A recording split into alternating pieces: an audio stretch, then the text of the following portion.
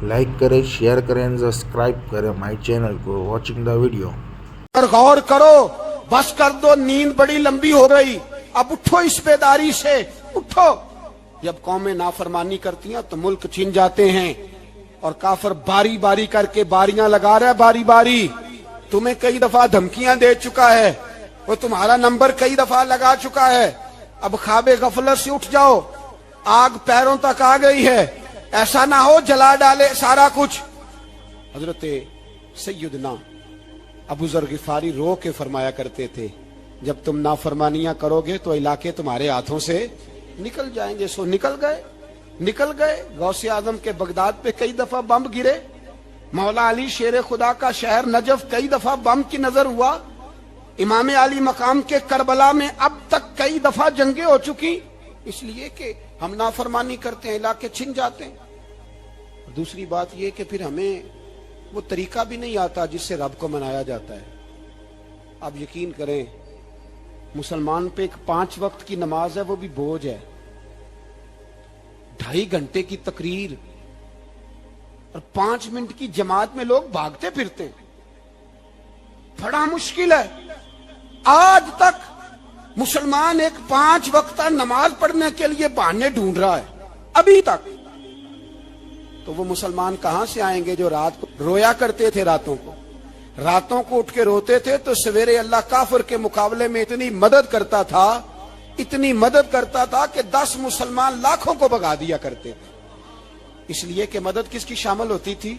बोल के बताइए, कौन मदद करता था? क्योंकि देखे ना, ये हमें तरीका बताया नबी पाक ने। अल्लाह हुजूर से राजी था कि नहीं? यार इस पे जल्दी जल्दी बोलो। अल्लाह राजी था ना? तो बदर की रात हुजूर क्या करते रहे सारी रात? ही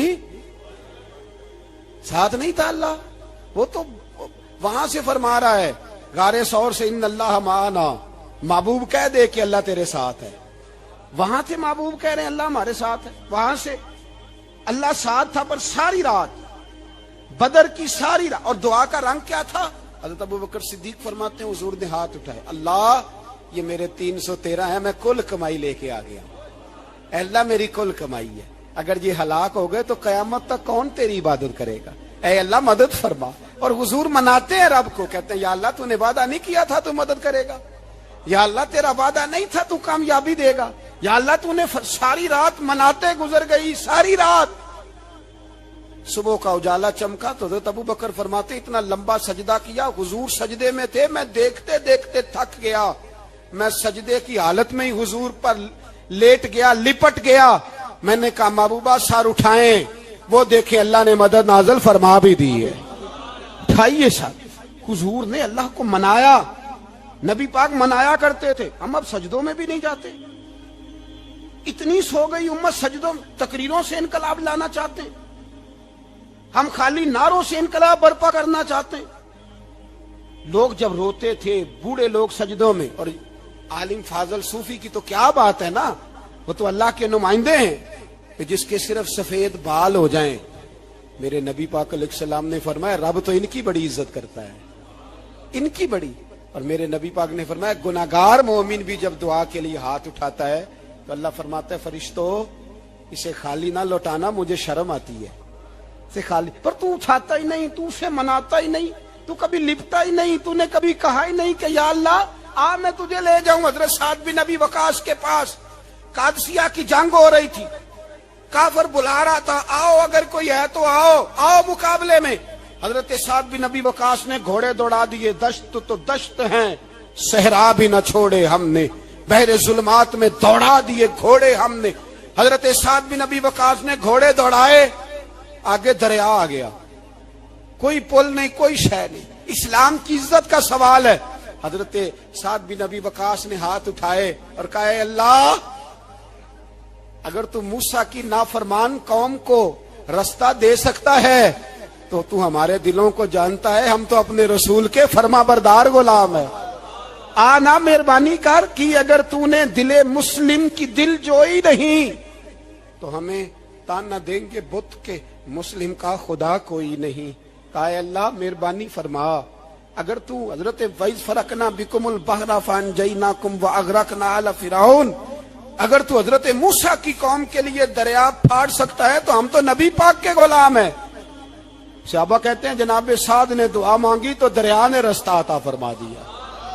یار تو دعا بھی نہیں مانگتا؟ حضور نے فرمایا دعا صلاح المومن، دعا مومن کا ہتھیار ہے، تو نے یہ بھی چھوڑ دیا ہے۔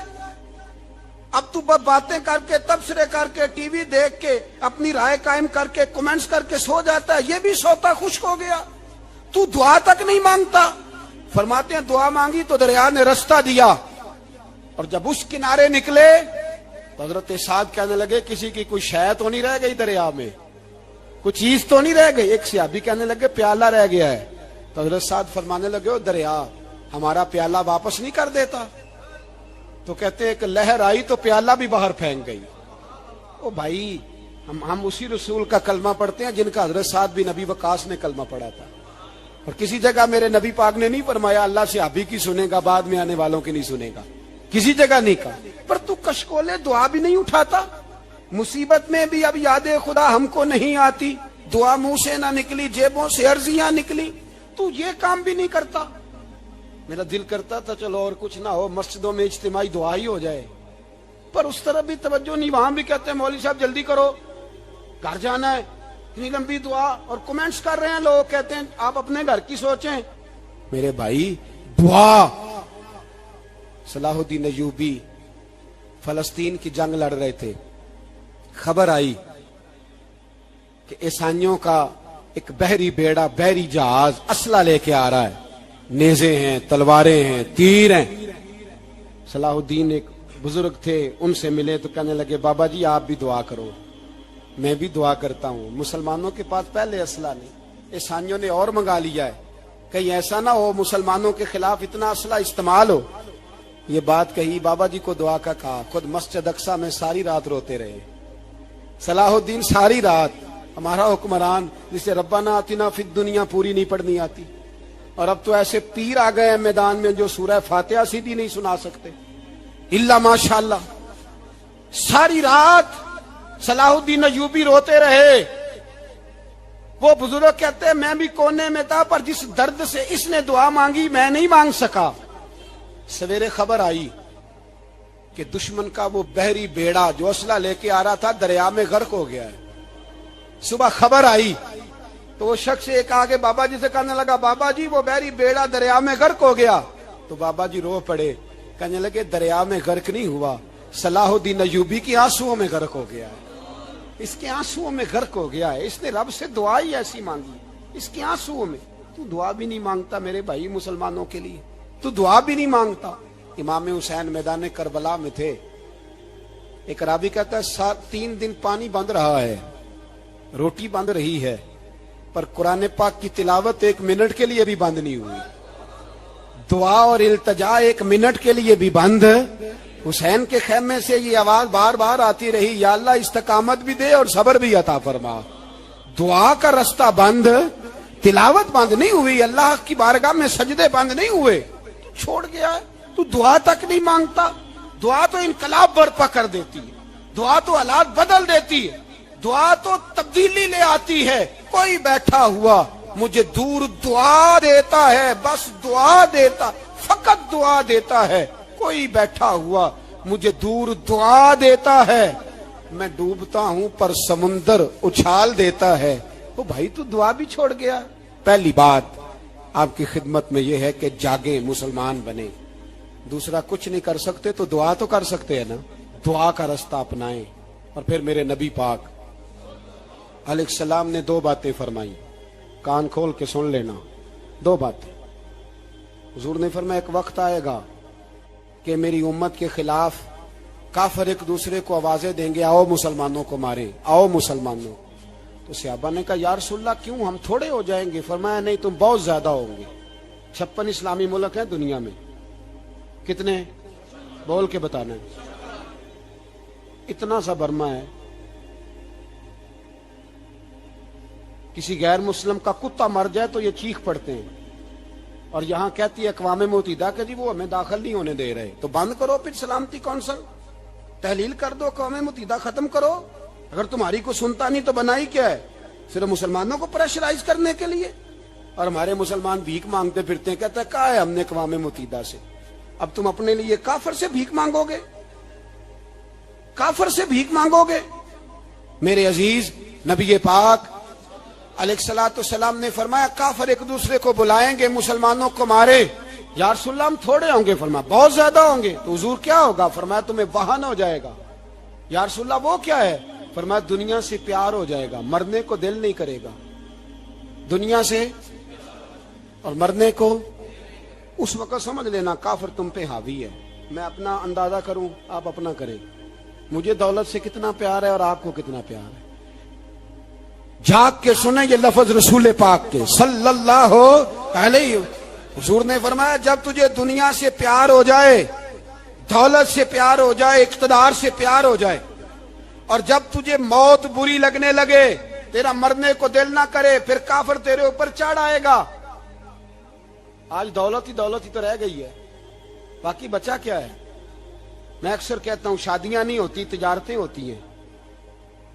لڑکی والے کہتے ہیں کہ لڑکا زیور کتنا ڈالے گا, لڑکے والے کہتے ہیں لڑکی جہیز کتنا لائے گی. تجارت, ہر جگہ دولت, ہر جگہ پیسہ, ہر جگہ سرمایہ.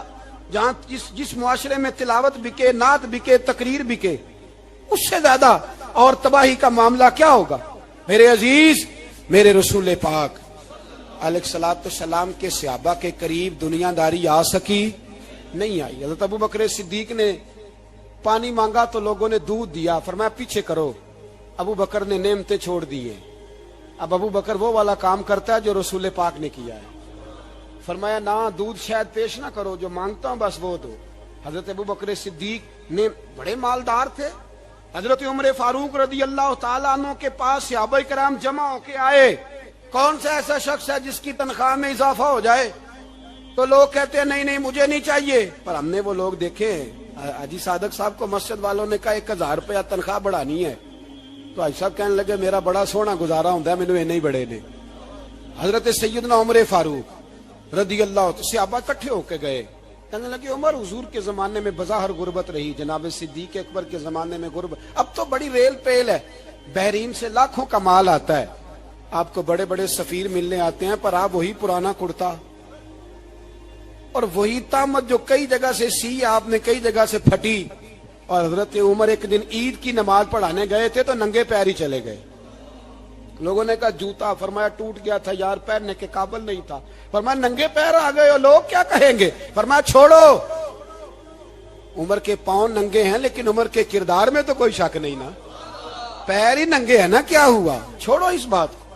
کوئی پیار نہیں دنیا داری سے, دولت سے, کوئی چکر ہی نہیں. حضرت سیدنا عمر فاروق رضی اللہ تعالیٰ عنہ کو صحابہ نے اکٹھے ہو کے کہا, یہ ہے امت کے بیدار ہونے کے طریقے جو عرض کر رہا ہوں. کہا جناب آپ اب بڑا مال غنیمت ہے, اور جس طرح ہر صحابی کا حصہ ہے آپ کا بھی حصہ ہے, تو ایک نیا کرتا ہی ڈال لیں آپ خرید کے. اب جب مشورہ ہو گیا صحابہ میں تو کہنے لگے عمر سے بات کون کرے گا؟ نیا کرتا پہننے کی عمر سے بات کس کو برا لگتا ہے جی؟ نیا کرتا کون بات کرے گا؟ حضرت سیدنا علی المرتضیٰ کا انتخاب ہوا. کہنے لگے مولا علی کی بڑی عزت کرتے ہیں, ان سے بڑا پیار کرتے ہیں, ان سے بات کرتے. تو حضرت علی کو بلایا گیا, عرض کی حضور مہربانی فرمائیں. حضرت عمر سے کہے نئے کرتے کے لیے, آپ فرمانے لگے عمر میری بڑی قدر کرتا ہے, بڑی بات سنتا ہے, پر یہ والا کام نہیں میں عمر سے کہہ سکتا, یہ کسی اور سے کہو.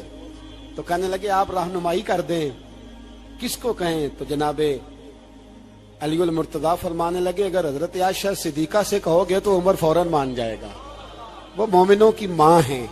صحابہ حضرت عائشہ کے پاس, اماں جی عمر کو بلائیں, ان کو کہیں بڑے بڑے سفیر آئے ہوتے ہیں, وہی پرانے کپڑے پہن کے بیٹھ جاتے ہیں. اللہ اکبر. حضرت عائشہ نے پیغام بھیجا, فرمایا عمر کو بلاؤ. عمر فاروق دوڑے ہوئے آئے, پردے کے پیچھے حضرت عائشہ کے پاس گھٹنوں کے بل, اماں جی دیر تو نہیں کر آیا میں آنے میں؟ حکم ہو, حضور کے گھر سے پیغام آیا, بڑے بڑے سفیروں کو چھوڑ کے بھاگے. حضرت عائشہ صدیقہ کہنے لگی عمر دیکھو جائز پیسے ہوں تو اسلام اچھے لباس سے منع نہیں کرتا, اب بڑا بڑا مال آیا ہے, اب تیرا بھی حصہ ہے. تو صحابہ کرام کی خواہش ہے کہ نیا کرتا پہن لو. بڑے بڑے سفیر آتے ہیں, حرج بھی کوئی نہیں, جائز بھی ہے, کو منع نہیں. حضرت عمر نے گردن جھکا, جی اماں جی, جی اماں جی, جی اماں جی. حضرت عائشہ کہتی ہیں بات ختم ہوئی, عمر نے گردن اٹھائی تو عمر کی داڑھی آنسوؤں سے بھری ہوئی. کہتی ہے مجھے کہنے لگے اماں جی میں تو صرف مسجد میں دیکھا کرتا تھا, آپ تو مصطفیٰ کو دن رات دیکھتی تھی. جس طرح کے کرتے آمنہ کے لال نے پہنے ہیں مجھے بھی پہنا دو, میں تیار ہوں, میں پہن لوں گا, میں تیار ہوں, پر جس طرح کے میرے نبی نے پہنے. حضرت عائشہ کہتی ہے میں پھوٹ کے روئی, میرا پلو آنسوؤں سے بھر گیا. فرماتی ہیں میں عمر کی بات سنتی گئی تو میرا پلو آنسوؤں سے, میں نے کہا عمر تو جا, تو ٹھیک ہے. فرماتی ہے عمر فاروق سلام کر کے اٹھے, امیر المومنین چلے گئے. اس کونے میں صحابہ چھپے ہوئے تھے, وہ آئے, کہا اماں جی کیا بات ہوئی؟ تو میں پھر رو پڑی. میں نے کہا کیا بتاؤں, تمہیں پرانے کرتے نظر آتے ہیں, اسے محمد عربی کے جلوے نظر آتے ہیں, اسے رسول اللہ کا رنگ نظر آتا ہے, اسے وہ غلامی نظر آتی ہے. عمر کو دنیا سے پیار, اور دنیا سے پیار نہیں تھا, دعا پتہ کیا تھی؟ یوں جھولی اٹھا کے اللہ مرزقنا شہادتن فی سبیلک وجعل موت فی بلد حبیبک. اللہ عمر کو بسترے والی موت نہ دینا, موت شہادت کی دینا. پر میں میدان میں جا کے نہیں مرنا چاہتا, مجھے رسول اللہ کے شہر میں موت چاہیے, باہر جا کے نہیں. یہی میدان لگے مدینے میں, یہی موت آئے, اسباب بنا. میں مدینہ بھی نہیں چھوڑنا چاہتا. او بھائی ان لوگوں کو نہیں پیار تھا. جناب صدیق اکبر کا وصال ہوا تو زہر کے اثر سے, وہ جو آپ کو زہر لگا تھا, بعض مفسرین نے لکھا ہے کبھی کبھی وہ جو سانپ نے ڈسا تھا تو کبھی کبھی اس کا اثر آتا تھا, بس اللہ نے شہادت دینی تھی کبھی کبھی, ورنہ تو بڑی شفائیں تھیں. حضرت عمر شہید, حضرت عثمان, جناب علی, امام حسن, امام حسین, علی اکبر, علی اصغر, حضرت عباس, حضرت سعد بن معاذ, حضرت امیر حمزہ, مصعب بن عمیر.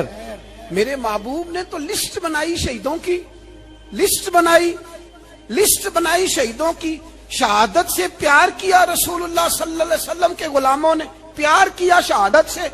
اسی لیے تو کافر اٹھ نہیں سکا کہ شہادت سے. حضرت سعد بن معاذ رضی اللہ تعالیٰ عنہ کو زخم لگ گیا, جنگ سے زندہ آ گئے لیکن زخم ہے, رو کے کہنے لگے محبوبہ سارے شہید ہو گئے, میں ایسے ہی رہ گیا. حضور نے فرمایا نہیں, رب تجھے بھی شہادت کی موت ہی عطا فرمائے گا. اسی زخم میں پردہ ہو گیا. میرے بھائی حضرت عمر بن جموح رضی اللہ تعالیٰ عنہ 4 بیٹے لے کے احد کے میدان میں آئے. کہا محبوبہ میرے 4 ہی تھے, میں سارے لے آیا ہوں, سارے ہی قبول ہیں؟ فرمایا ٹھیک ہے. پھر خود بھی زرہ پہن لی, ایک ٹانگ سے لنگڑے تھے, ٹانگ چھوٹی تھی. حضور نے فرمایا تو نے کیوں لباس پہن لیا ہے؟ کہا حضور میں نے بھی تو جہاد پہ جانا ہے نا. حضور نے فرمایا تیرے 4 بیٹے جو جا رہے ہیں. تو کہا یا رسول اللہ کیا لنگڑے جنت میں نہیں جا سکتے؟ حضور لنگڑے اللہ کو قبول نہیں, میں نہیں جا سکتا. تو میرے نبی پاک صلی اللہ علیہ وسلم نے فرمایا نہیں, جنت تو تیرا انتظار کر رہی ہے. کہا حضور پھر میں بھی جاؤں گا, بچے جائیں گے تو میں بھی جاؤں گا. ایک بی بی احد کے دن 3 سال کا بچہ لے کے گھر سے نکلی.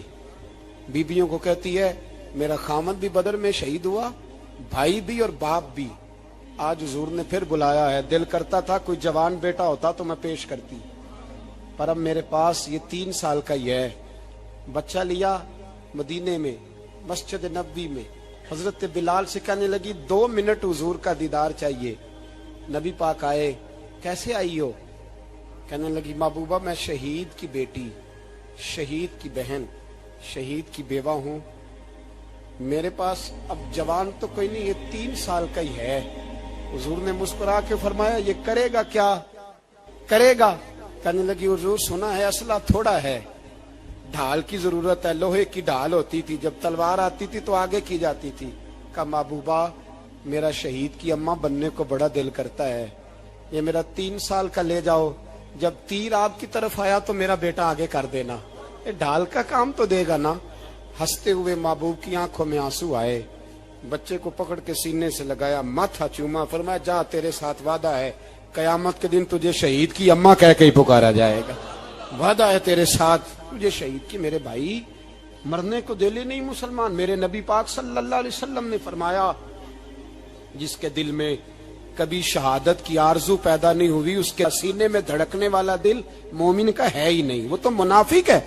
جو کبھی دین کے رستے میں شہید ہونے کو, میرے بھائیوں دین کو بڑی ضرورت ہے, بڑی ضرورت ہے, بڑی. اے خاصائے خاصان رسول, وقت دعا ہے امت پہ تیری آ کے, عجب وقت پڑا ہے. وہ دین جو بڑی شان سے نکلا تھا وطن سے, پردیس میں وہ آج غریب الغربا ہے. فریاد ہے اے کشتی امت کے نگہباں, بیڑا یہ تباہی کے قریب آن لگا ہے. اور ایک شاعر قلم توڑ گیا, کہنے لگا تجھ سے فریاد ہے اے گنبد خضرا والے, تجھ سے فریاد ہے اے گنبد خضرا والے, کعبے والوں کو ستاتے ہیں کلیسا والے. تجھ سے فریاد ہے اے گنبد خضرا. اپنے اندر دین کا درد پیدا کرو, ذوق پیدا کرو, مسلمان بن کے جینا سیکھو. جب کوئی برادری پوچھے تو کہو میں محمدی ہوتا ہوں, میں مصطفی ہوتا ہوں, میں رسول اللہ کا غلام ہوتا ہوں, میں پہلے مسلمان ہوں باقی کچھ بعد میں ہوں. خدا را اپنے گھر میں پردہ کراؤ, خدا را رزق حلال کھاؤ. اگر پردے نہ ہو, رزق حلال نہ ہو تو جذبہ جہاد پیدا نہیں ہوتا. خدا را اپنے اندر انقلاب برپا کرو, دین کے لیے جینا سیکھو. دین بڑا تڑپتا ہے, دین بڑا روتا ہے. رسول اللہ آج تجارت کرنے والے ملتے ہیں, آج سیاست کرنے والے ملتے ہیں, دین والے نہیں ملتے, دین کے درد والے نہیں ملتے. اپیل ہے آپ سے, آج رات 2 نفل پڑھ کے اور کچھ نہ ہو سکے تو مسلمانوں کے لیے دعا ضرور کر دینا, ان کے لیے دعا ضرور کر دینا. اپنے آپ کو بیدار کرو, بیدار کرو. بھئی میں تو, ہم تو آج تک اس لیے ڈر رہے ہیں کہ ہمارا چہرہ ہی نبی پاک جیسا نہیں بن سکا, تو داڑھی رکھنے میں بھی ہم ڈرتے ہیں, نمازی بننے, مسجد آباد کرنے میں, مسلمان کہلانے میں بھی تک خوف ہے. تو بتلاؤ نا اس سے آگے بات کب چلے گی؟ جہاد کی بات تو بڑی آگے جا کے. بدل جاؤ, رسول اللہ کا غلام بن کے جینا سیکھو. نبی پاک صلی اللہ علیہ وسلم کی غلامی کا پٹا اپنے گلے میں ڈالو. یہی امام حسین کی سوچ ہے, یہی امام علی مقام کا پیغام ہے. اس کو کبھی فراموش نہ کرنا. امام حسین ہمیں بتا گئے سارا کچھ لٹ جائے پر دین کے اندر کوئی نقص واقعہ نہ ہونے پائے. کوئی شرابی, کوئی بے ایمان, کوئی لٹیرا کبھی اس کے سپورٹر نہ بننا. ہمیشہ وہ کسی شاعر نے کہا تھا ہم سے نہ رقم ہوں گے قصیدے یزید کے. کسی نے کہا کسی ظالم نے میری سپورٹ کر, میری بات کر, تو اس نے کہا ہم سے نہ رقم ہوں گے قصیدے. تو حضرت رابعہ بصریہ فرمانے لگی چھوڑ دے, ایک بخشا ہوا ایک بخشی ہوئی کا کفن چوری کرے گا, بس کر, چھوڑ دے. تو کہتے میں کام کے پیچھے گرا تو میں نے کہا اماں تو بخشی ہوئی ہے, تیرا تقوی پرہیزگاری خوف خدا زمانہ جانتا ہے, پر میں کیسے بخشا ہوں؟ میں تو پاپی ہوں, میں نے تو ساری زندگی گناہ کبیرہ کیا, مردوں کے کفن چوری کی, میں کیسے بخشا گیا؟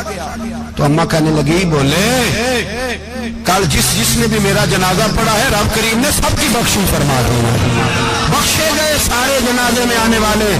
اللہ اپنے بندوں کو یہ شان عطا فرماتا ہے. میرے حضرت قبلہ عالم دوستو, دیانتداری سے کہتا ہوں, مسجد میں بیٹھا ہوں اس وقت, اگر وہ والی سیرت جو کتابوں میں ہم ولیوں کی پڑھتے ہیں وہ اگر کسی شخص میں پائی جاتی ہے تو وہ میرے شیخ میں پائی جاتی ہے, میرے حضرت میں. ابھی آپ جب آئے لوگ کہتے ہیں آپ کی آخری ملاقات کب ہوئی, تو میں کہتا ہوں آخری ہوئی نہیں, کبھی نہ کبھی ہوگی. یہ کیسے ہو سکتا ہے؟ مالی دا کم پانی دینا, پھل پکے ہون یا کچے, پیر مریداں دے سر تے رہندا ہے, وہ جھوٹے ہون یا سچے. ہماری تو ملاقات آخری کی, ہم تو جنت میں بھی کٹھے رہیں گے, ان کے قدموں میں رہیں گے, اور ہم اللہ سے دعا مانگتے ہیں جنت میرے کس کاری جتھے یار نظر نہ آوے, او دوزخ مینوں لکھ بہشتاں جتھے سونا آوے جاوے, تو وہاں بھی کٹھے ہوں گے. میں ابھی آخری دفعہ جب گیا تو یہ عزیزم ابرار بھی میرے ساتھ تھے. اجازت ہی 2 لوگوں کو ملی وہاں تک جانے کی. آپ کراچی تشریف فرما تھے, وہ میرے ساتھ تھے. 2 گھنٹے ہم بیٹھے رہے, بے خبر ہو جو غلاموں سے وہ آقا کیا. 6 7 8 گھنٹے انتظار کرنا پڑا, شکن بھی نہیں آیا. نے کہا جی کہتے ہیں اسے بٹھاؤ. تو بندہ کسی جگہ کا اپنے آپ کو کتا بھی کہے تو کتے تو بیچارے ساری دیہڑی باہر بھی نوکری کر جاتے ہیں, یہ بھی نہیں کہتے میں نے اندر آنا ہے. وہ تو کبھی کہتے ہی نہیں. انہوں نے کبھی کہا ہے بندہ سگ بھی کہلائے اور پھر وہ ڈیوٹی بھی اور طرح کی کرے, نوابوں جیسی ڈیوٹی کرنا اور بات درویشی اور غلامی کی کرنا, یہ کیسے 2 باتیں تو نہیں ہوتی, بات تو ایک ہوتی ہے. جڑیاں خسماں دی وچ عذاب وسن بھاگ جاگ جاندے ہو نہ گولیاں. کئی گھنٹے انتظار کیا تو کئی لوگ آئے, حضرت کب آئیں گے, چلے گئے. کئی آئے تو وہاں ایک مولانا بوڑھے بیٹھے تھے, مولانا اسرائیل ان کا نام تھا. تو مجھے کہنے لگے مولانا آپ نے نہیں جانا.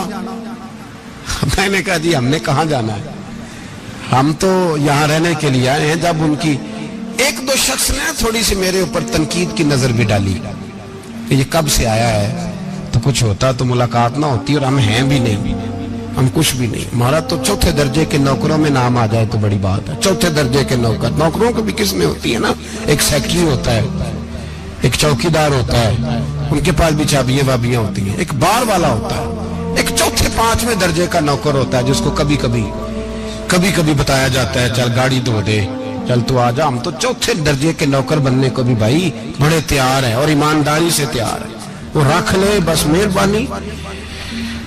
تو حضرت بیٹھے رہے, دیر ہو گئی, تھک جاتا ہوں, تھک گیا, بات آگے نکل گئی. اب بیٹھے تھے تو تنہائی تھی. مجمع ہوا نا, جب مجمع پار محفل پہ حضرت ہمیں نہیں ملے, بار سیدھے مجلس پہ کئی سالوں کے بعد ملاقات ہوئی. چر ہویا مینو ترلے لیندے کدی موڑ میرے ول واگاں, خواب میری ایک وار جے آویں میں ساری عمر نہ جاگاں. دیر ہو گئی, میں بڑا ترسا ہوا بیٹھا تھا. کئی گھنٹے بیت گئے, بیٹھے رہے. مرضی ہے نا جی, یہی رس بولے تے دی مہربانی. تو دیر کے بعد جب وہاں پہنچے نا, اسٹیج پہ سامنے حضرت کے پاس, حضرت سٹیج پہ آ گئے تو میری طبیعت ہے کہ میں جب اپنے شیخ کے پاس بیٹھتا تھا تو سب سے پیچھے بیٹھنے کی کوشش کرتا تھا, اس لیے کہ بڑھ کے آگے ہونا کمال نہیں. کو پکڑ کے آگے کرے تو پھر بھی تھوڑی سی نوکری قبول ہونے کی بات سمجھو. پیچھے بیٹھ گئے ہم لوگ, میں بھی اور ابرار بھی, ہم پیچھے بیٹھ گئے. اب وہاں علماء اور مشائخ کا ڈھیر لگا ہوا تھا. حضرت کی نظر بظاہر خاصی کمزور ہے, لیکن جب بیٹھے تو یہ میرے ساتھ موجود تھے, آپ گواہی لے سکتے ہیں. حضرت نے فوراً نقیب محفل سے کہا کہ وہ پیچھے بیٹھا, اسے تو آگے بلاؤ. اور میں جب اٹھا نا تو آپ یقین کریں میرا دل کرتا تھا پھاڑ ڈالوں کپڑے, اور میں یہاں لوگوں کو بتاؤں کہ بے خبر ہو جو غلاموں سے وہ آقا کیا ہے. ہم لوگ آگے گئے اور جب میں اسٹیج پہ ان کے قدموں میں بیٹھا تو مجھے کہنے لگے بچے کو بھی بلاؤ جس کو ساتھ لائے ہو. اور جب میں بیٹھا, ایمانداری کی بات ہے, میں نے سلام لی کان میں نے کہا حضور طبیعت کیسی ہے.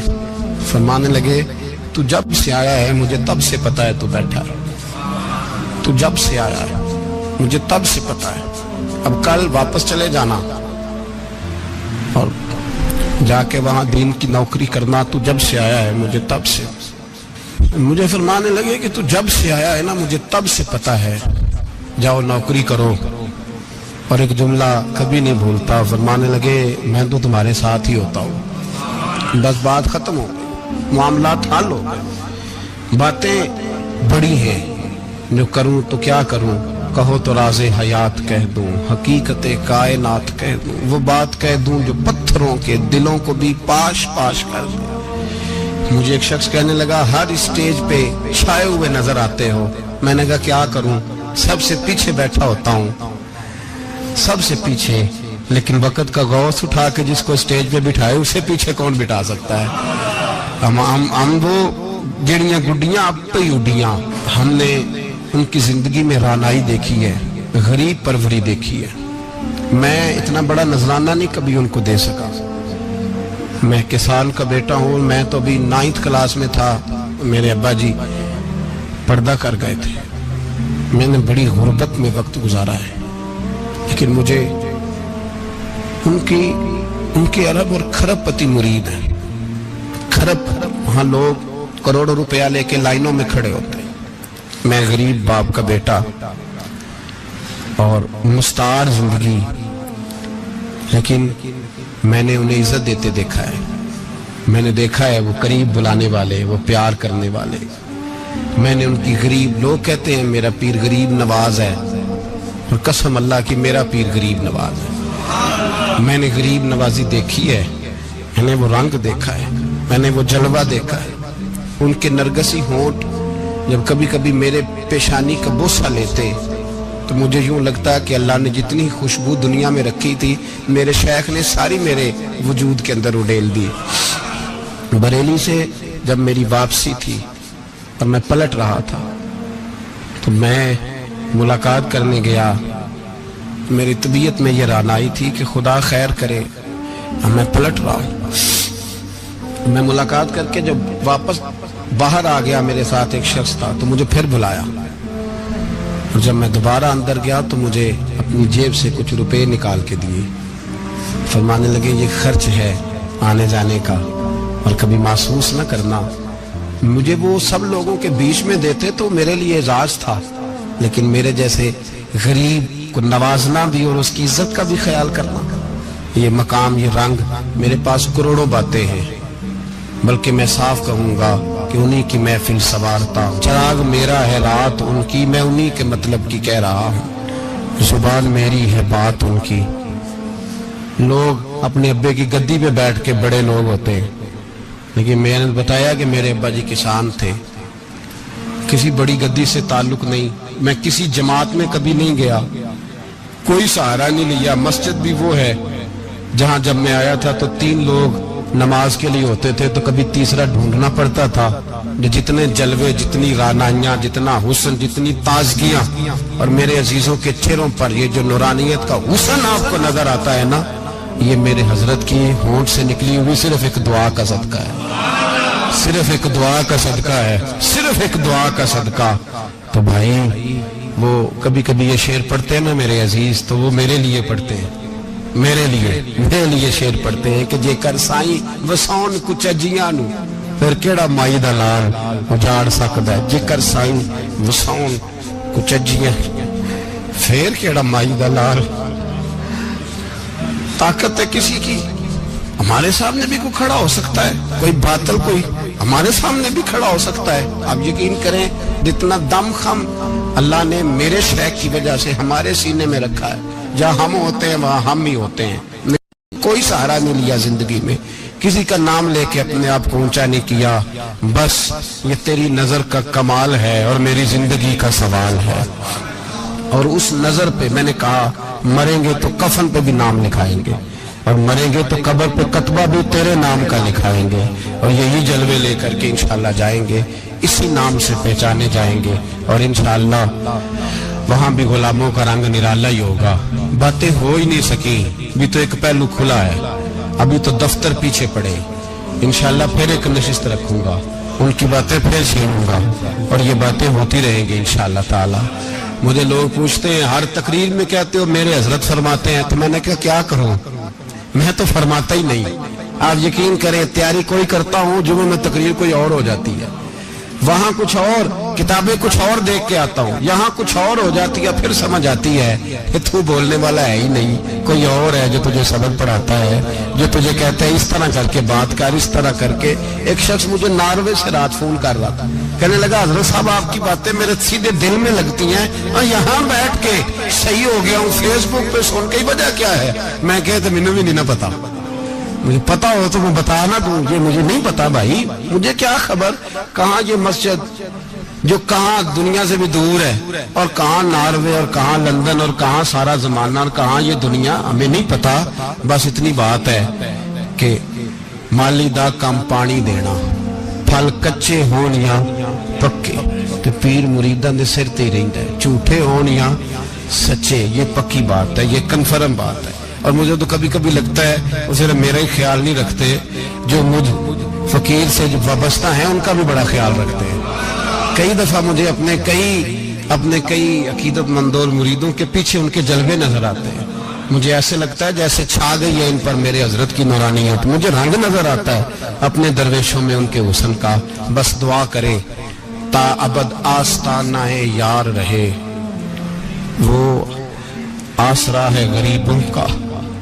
سرکار نے فلاح انسانیت کے لیے جو دوسرا کام کیا نا، وہ لوگوں کو احساس دلایا ہے کہ اگر غلطی ہو جائے تو تم نے بندوں کے سامنے اپنے آپ کو کلیئر نہیں کرنا، تم نے تو رب کے سامنے اپنے آپ کو کلیئر کرنا.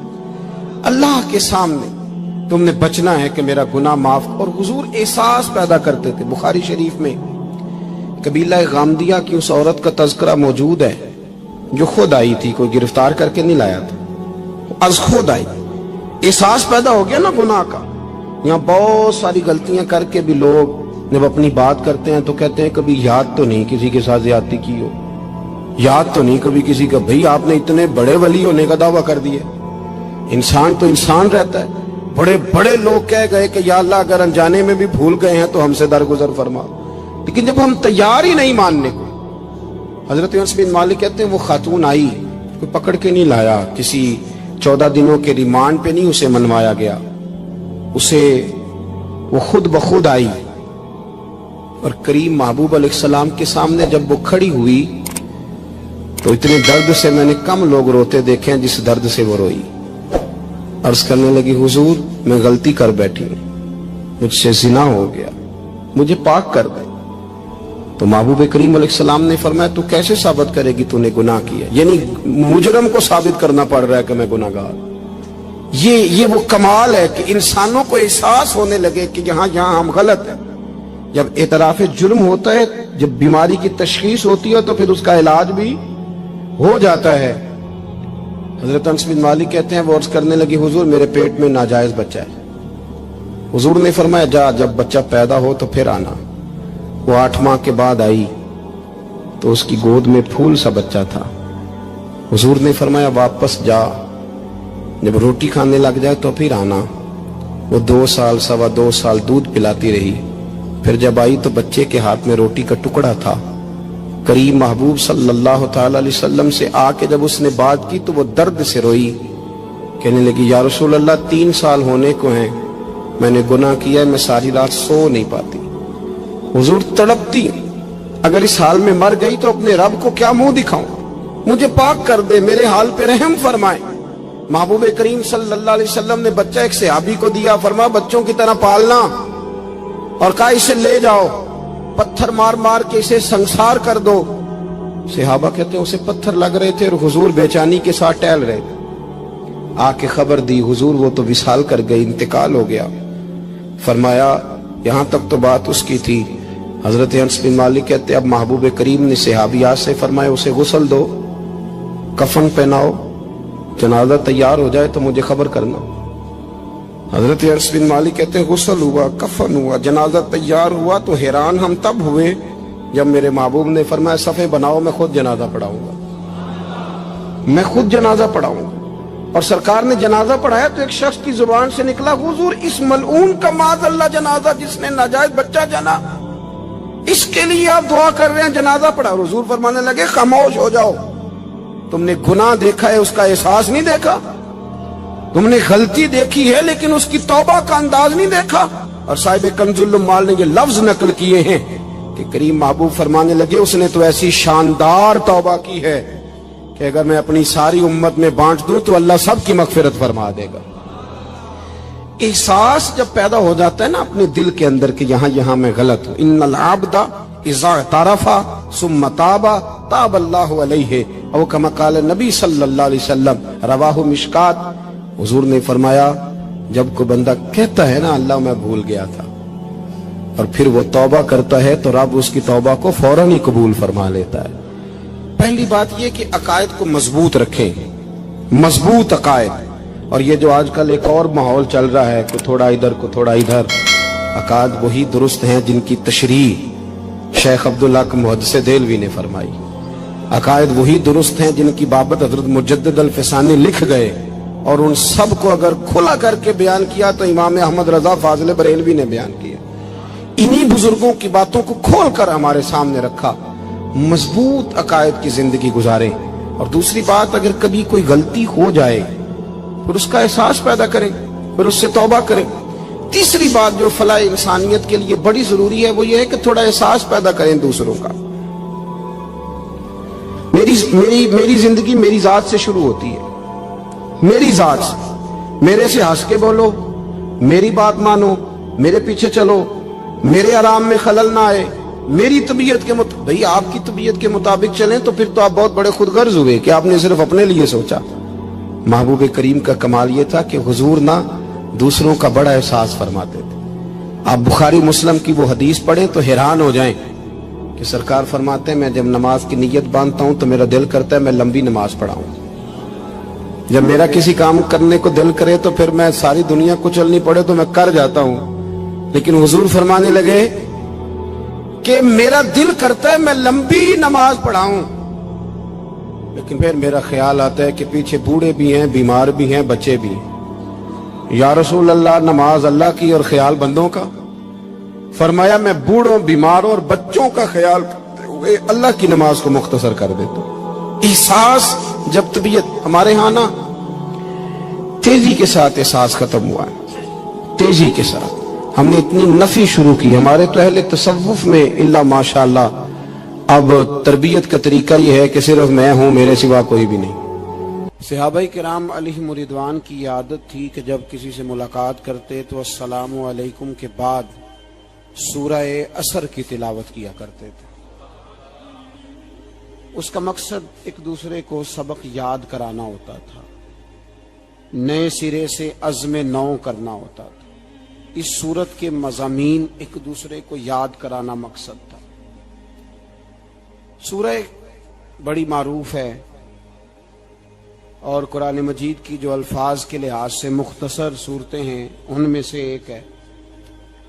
اللہ تبارک و تعالی نے قسم اٹھا کے کہا والعصر، محبوب مجھے تیرے پاکیزہ زمانے کی قسم ہو، محبوب تیرے خوبصورت وقار والے، خلوص والے، پاکیزہ بھائی چارے والے تیرے زمانے کی مجھے قسم ہو، ان الانسان لفی خسر، بے شک انسان نقصان میں ہے۔ مطلق فرما دی، تاکید لگا کے، ان الانسان لفی خسر، بے شک انسان نقصان میں ہے۔ یا اللہ سارے، فرمایا الا الذین، سوائے ان لوگوں کے، کون؟ جن میں چار خوبیاں پائی جائیں۔ الا الذین آمنوا، ایک تو وہ ایمان لائیں، وعملوا الصالحات، اور پھر نیک اعمال کریں۔ ایمان لائیں، نیک اعمال کریں اور پھر چپ نہ کر جائیں، وتواصوا بالحق، پھر حق بات کا اعلان کریں۔